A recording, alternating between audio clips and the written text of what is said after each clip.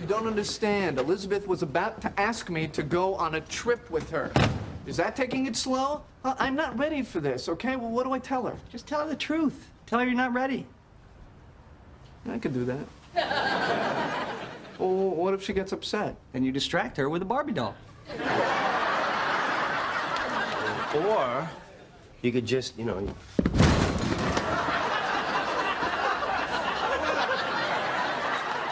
What the hell are you doing?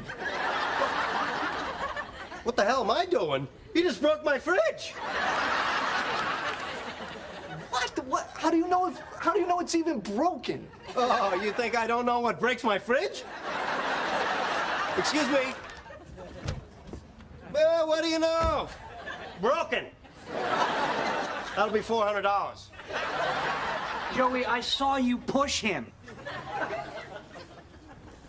You pushed him. Joey, I did not break this, okay? That has been broken for a while. Hey, Chandler, remember I told you about our fridge? Uh-huh. I still haven't gotten the check for your half yet. Do not give him any money. I'm not talking to you. You broke my fridge.